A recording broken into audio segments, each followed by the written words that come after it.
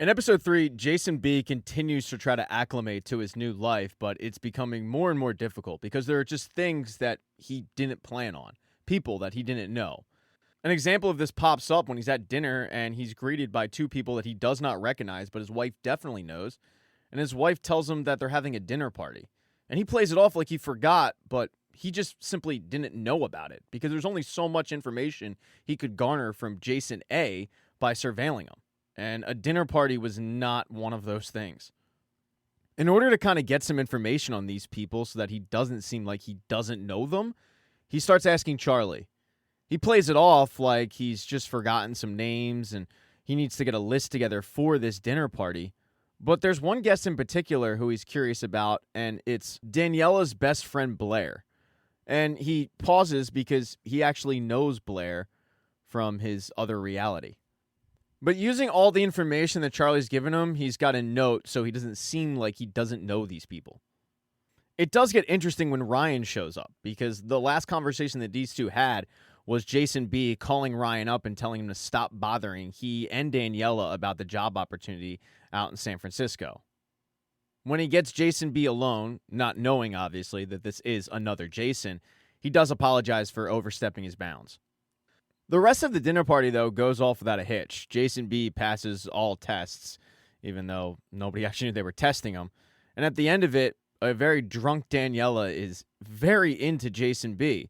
She makes mention how the past few days have been different, but in a good way. He chalks up the change to a near-death experience that he had, almost getting hit by a car.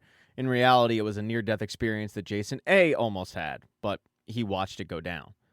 And at night, he heads up to Jason A's office and he watches home videos of Jason A interacting with his family, with Charlie, with Daniela, with all of it. Soaking it all in, he then moves on to a lockbox with a bunch of important details like birth certificates, and he just checks them out, kind of amazed.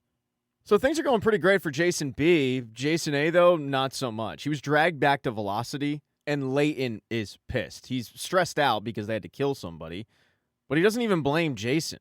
He blames the facility for not being prepared for Jason's return, and that's because no one has ever returned from this. Layton vows to help Jason remember the brilliant man that he is. But at this point, Jason A, having just witnessed Daniela get shot in the head, tells him to go piss off. Layton gets even more stressed out, though, when later on he has to go and have a conversation with the police. Because Jason showing back up in society after being absent for so long did raise alarms. When Jason checked himself into that hospital, the police were notified. The police have come looking at Velocity to see if he's returned because they want to talk to him. They want to find out where he went. The detective, named Detective Mason, starts grilling Layton on the facility, what they do there at Velocity, and whether or not he's seen Jason. And Layton lies and says, no, I haven't. And then she starts questioning Layton on the other people that disappeared. And one of those people was Blair Kaplan. She actually went missing before Jason did. But just like with Jason, Layton's super vague on everything, acting like he has no idea what's going on. After Detective Mason talks to Layton, she goes and talks to Amanda, because Amanda and Jason were in a relationship, and it forces Amanda to lie. So when she links back up with Layton, she's pissed off. She doesn't like lying to the police. It's awkward for her. She's also pissed off about how everything went in regards to getting Jason back to the facility, and how Daniela ended up getting shot. She's not happy about that. She doesn't see a reason for it. Amanda throws all the blame on Layton because he put somebody who's clearly suffering from PTSD in charge of getting Jason and Daniela back to the facility. So she wasn't shocked at the outcome. But basically what you have here is two very, very stressed out individuals arguing amongst themselves.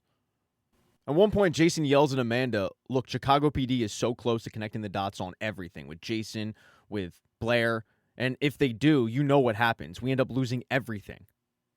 But as they're arguing, they hear amongst the surveillance video, Jason yell, okay, help me remember what happened. Because Jason A comes to the conclusion that he needs to figure out how Jason B got to his world so that he can get back to his world. Layton and Amanda walk back in the room, but before Layton just does a trip down memory lane, he needs to know what Jason told Daniela and if Jason talked to anybody else. Jason says, no, I didn't talk to anybody. I was just scared and I remembered her. When Layton gets the answers that he wants, he goes and escorts Jason A and shows him the box. It was always Jason A's theory that it could be done, but Jason B took it to another level. With Jason A marveling at this big, giant box, Layton asks him, okay, so do you remember your breakthrough? Like when you started scaling up in size? And Jason A says, no, I don't. Layton starts going through what the box is made of, how Jason came up with the entire premise, really.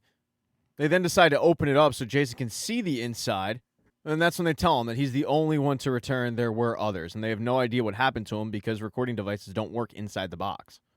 They inform him that there were 3 people before he entered the box. They then give Jason A all of Jason B's files in the hopes that if he reviews them, he can remember. But all Jason A is doing is just reading it in amazement at the breakthroughs that Jason B made. Hours later, when Amanda comes to check on him, he mentions how it's weird. It's like reading your own biography after you died. It's becoming clear to Amanda that he really doesn't remember. So she says, okay, well, I'm Amanda Lucas. I'm a psychiatrist. I trained the box pilots, but I oversaw the trials for Lavender Fairy. That's the drug that Ryan created. We lived together and we were together off and on for over a year. You know, sometimes extreme stress situations can trigger psychogenetic amnesia. And that's when Jason A says, what if I'm not the person that I think I am? That all these thoughts are, like you said, just a byproduct of trauma. Sort of brain damage from working here and being inside the box. I mean, those files, that's me, but even these clothes, they're not mine, but they might as well be. So what if I'm not me? I'm the person that everyone else thinks that I am. And Amanda's pretty amazed at that. She doesn't really know what to say. She just walks out. A little while later, though, Jason A gets into some trouble. He gets brought into the same room where he was brought back when he returned. And Layton's in there interrogating him. A bunch of people are outside watching this go down, although Jason A doesn't know it. And Layton tells him, I think the reason why you don't remember anything about you is because you're not you. So why don't you tell us the truth? Because you told Ryan Holder the truth. And they bring in Ryan. And the first thing Ryan does is apologize. He didn't know he was going to get this Jason into trouble. Velocity called, wondering if he knew where Jason was. He said, yeah, he's at Daniela's. And he didn't know what he was sending to Daniela's apartment that night. Layton's pissed. He looks at this Jason as an imposter. He starts asking Jason A where he's from, and he wants to know where Jason B is.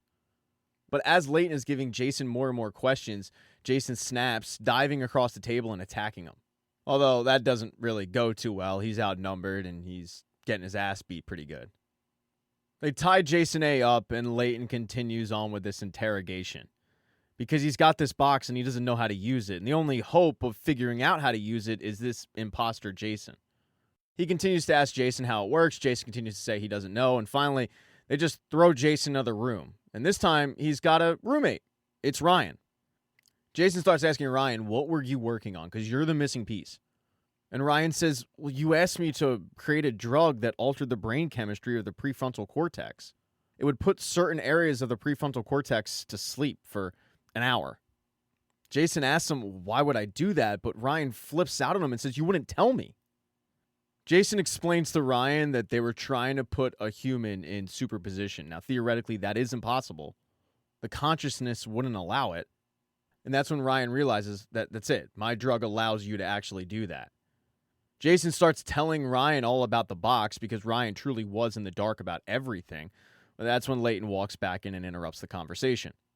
He takes Ryan away, leaving Jason all alone in the room. But a little while later, Amanda comes. She frantically tells him that he needs to come with her right that second she's getting him out of there. When Jason asks what about Ryan, she just shakes her head and says, I'm sorry. As they make their way down the hallway, Jason asks her, why are you helping me? And she says, I don't know if I can come back from what I've done, but I'm going to try. As they're trying to escape through the front door, just like Jason did the first time he showed up, they get caught by Layton and they have to flee back downstairs. They don't really know where to go, and there's only one exit out of there. Theoretically, it's the box. They get there just in the nick of time, and they lock themselves in before they're caught.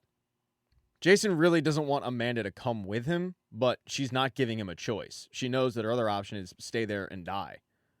She then pulls out Ryan's drug and injects both of them with it.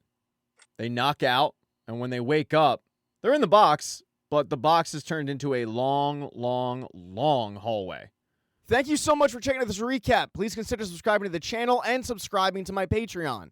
Hit thumbs up if you liked it. Smash that thumbs down button if you thought it sucked. If you left a comment, I don't get back to you. I usually don't check the comments unless they're like a super comment. Also, if you don't see the next video up on the end screen, not to worry. It'll be up in a day or two.